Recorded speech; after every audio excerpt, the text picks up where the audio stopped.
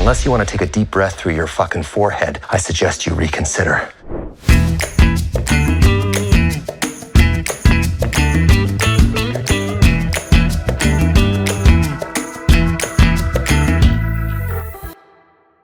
데드풀이 돌아옵니다. 한물간 엑스맨부터 20세기 폭스까지 구원한 유물. 이번에는 위기에 빠진 마블을 구해야 합니다. 더 복잡해지고 스케일은 커졌지만 드디어 그분이 오셨습니다. 울버린. 둘의 만남은 시너지일까요? 마이너스일까요? 한 가지 확실한 건 이 영화 존나 재밌을 거란 겁니다. 큰 거 오는데 빠질 수 없죠. 데드풀과 울버린을 보기 전에 보면 좋을 가이드 영상 1편을 준비했습니다. 이번 회차에서는 데드풀에 대해서 알아볼 겁니다. 그러면 함께 달려보실까요? Let's fucking go.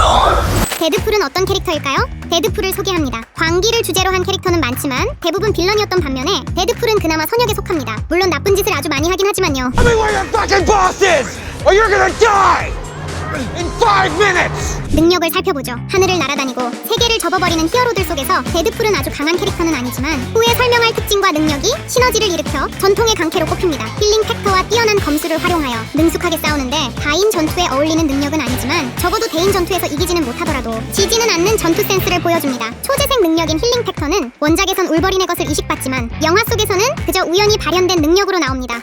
Fuck Wolverine. 울버린의 것과 비교하면 빼어난 편은 아니지만 영화 속에서 저거노트에게 방갈죽 당했음에도 3일 만에 재생하여 살아나는 걸 보면 데드풀의 것도 만만치 않다는 걸 알 수 있죠. Oh no, they're right here. 데드풀의 특징은 총 3개로 꼽을 수 있습니다. 하나는 앞서 설명한 광기, 다른 하나는 수다이며 마지막으로는 제4의 벽입니다. 데드풀의 수다는 유명하죠. Hey, is Ajax your actual name? Because it sounds suspiciously made up. What is it really? Kevin? Bruce? Scott? 원작뿐만 아니라 영화 속에서도 시종일관 입을 멈추지 않는데요. 언제 어디서든 쫄지 않고 쉴 새 없이 떠들며 영화 속에서는 개드립을 멈추지 않습니다. 얼마나 말이 많고 듣기 싫으면 첫 번째 영화에서는 입이 꿰매진 채 개조당했을까요?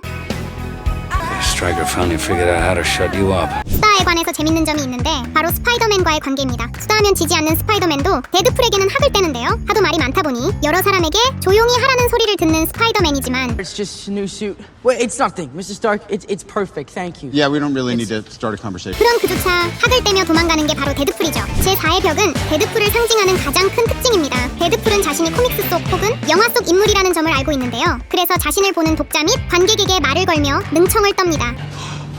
Fourth wall break inside a fourth wall break.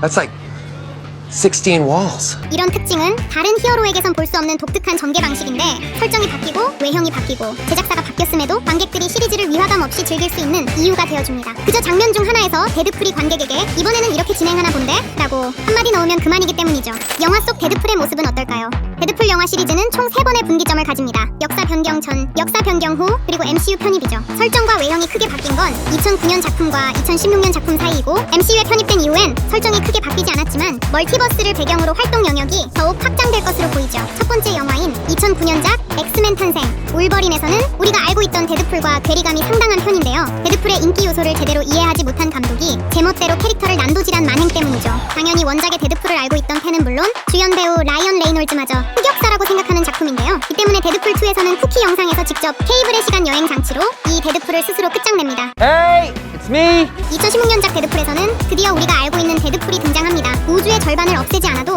관객은 열광할 수 있다는 걸 보여주는데요. 청불 영화에 잔인한 B급 영화라는 약점을 안고 있었지만 캐릭터를 제대로 이해한 주연 배우와 제작사의 힘은 실로 대단했죠. 이 편의 영화를 모두 월드 스코어로 성공시켰을 뿐만 아니라 모든 엑스맨 작품이 리부트 버튼이 눌렸지만 데드풀만큼은 살아남아 오히려 기대작으로 추앙받게 되었죠. MCU로 편입된 데드풀은 데드풀과 MCU의 만남은 의미가 큽니다. 인피니티 스톤과 타노스의 이야기, 인피니티 사가 이후 획기적인 설정이었던 멀티버스가 영화 속 내용처럼 폭주하기 시작해 이제는 아주 피곤한 설정이 되었는데 이 세계관을 정리하고 다음 페이지로 넘어가야 하는 MCU의 입장에서는 데드풀의 등판이 최고의 선택이 될 수 있기 때문입니다. 왜냐하면 데드풀은 애초에 제4의 벽을 넘나들며 관객과 소통하고 자기 손으로 직접 세계관을 정리하는 미친놈이기 때문이죠. Hey, it's me. MCU에서는 처음 선보이는 엑스맨이라는 점도 중요합니다. 20세기 폭스 인수합병을 마친 후 디즈니는 꾸준히 MCU에서 엑스맨을 다루길 희망했는데요. 기존의 설정을 변경하기도 하고 닥터 스트레인지, 대혼돈의 멀티버스와 더 마블스에서는 직접 엑스맨을 등장시키며 MCU 스타일의 뮤턴트를 간접적으로나마 보여주기도 했습니다. 그리고 데드풀은 그 계획의 시작으로서 화려하게 등장하죠. 시기와 명분이 모두 적절한 상황. 그러니 데드풀은 예고편에서 당당하게 얘기합니다. Marvel Jesus. 알아두면 알아두면 좋은 설정 TBA. 데드풀과 울버린을 보기 위해 1편과 2편을 볼 필요는 없습니다. 범죄도시포를 보기 위해서 전작들을 다 봐야 하는 건 아닌 것처럼 말이죠. 여담이지만 이런 점은 데드풀과 울버린의 큰 강점인데요. 영화 하나를 이해하기 위해서 알아야 할 사전 지식이 넘치는 지금의 MCU와는 다르게 데드풀과 울버린은 별 고민 없이 봐도 되기 때문이죠. 데드풀을 알고 울버린을 알면 됩니다. 모른다고요? 그렇다면 테너리와 함께 하세요.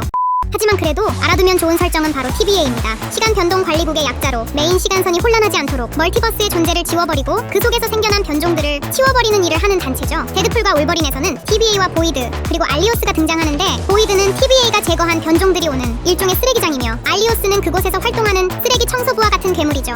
데드풀은 재밌습니다. 사람이 도륙당하고 시종일관 색드립이 멈추질 않죠. 저급하기로는 손에 꼽힐 만큼 지저분하지만 사람들은 오히려 열광합니다. 왜 그럴까요? 데드풀이기 때문이죠. 그런 데드풀 옆에 울버린까지 등장했습니다. 오랜 시간 엑스맨과 MCU에 열광한 팬들이라면 도파민 폭발로 뇌가 터져도 이상하지 않은 상황. 다음 영상에서는 울버린에 대해서 알아봅니다. 울버린은 어떤 캐릭터고 얼마만큼 중요하며 왜 데드풀과 함께하는 걸까요? 오늘의 영상은 여기까지. 테놀이었습니다.